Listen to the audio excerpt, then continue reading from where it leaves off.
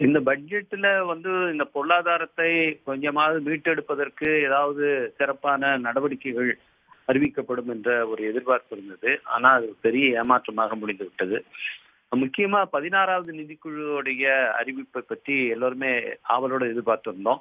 நேற்று நம்முடைய அன்பு முதலமைச்சர் கூட தேர்தல் காலம் என்பதற்காகவாவது இதை நீங்க ஏதாவது தமிழ்நாட்டுக்கு அறிவிப்பீங்களா என்று கேட்டிருந்தார்.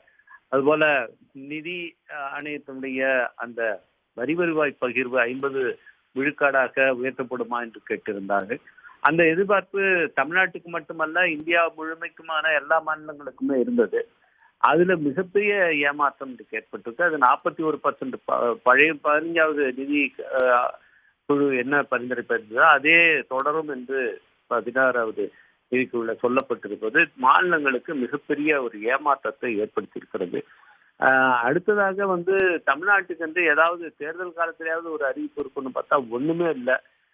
வழக்கமா ஏதாவது தமிழ்நாட்டுக்கு சில வார்த்தைகளாவது சொல்லுவாங்க.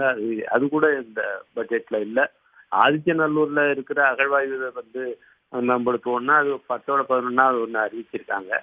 அது ஏற்கனவே தமிழ்நாட்டில் இருக்கிற தொல்லியல் இடங்கள் எல்லாம் தமிழ்நாடு அரசால் இன்னைக்கு உலக அளவுக்கு சிறந்த முறையில மேம்படுத்தப்பட்டு வருகிறது. இல்லை, தமிழ்நாட்டுக்கு வேற எந்த ஒரு புதிய அறிவிப்பும் இல்லை. அடுத்தது பார்த்தீங்கன்னா, பொதுவாக வேலை வாய்ப்புகளை உருவாக்குவதற்கான அறிவிப்பு ஏதாவது இருக்குமான்னா உண்மை கிடையாது. ஆண்டுக்கு 2 கோடி வேலை வாய்ப்பை உருவாக்குன்னு சொன்னாரு.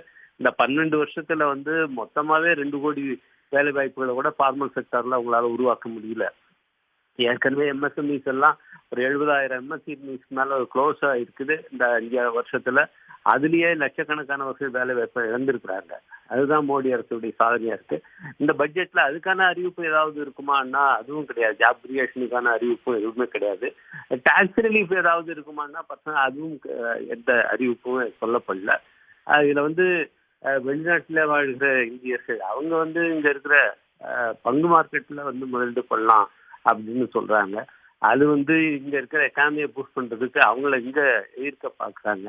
ஏன்னா அந்நிய முதலீடுகளை ஈர்ப்பதற்கான எந்த வாய்ப்பும் இல்லாததுனால இங்க இருந்து போய் வெளிநாட்டுல இருக்கிற இந்தியர்களுடைய ஒரு இன்வெஸ்ட்மெண்ட்டை அதுவும் ஸ்டாக் மார்க்கெட்ல பண்ண முடியுமான்னு பாக்குறாங்க.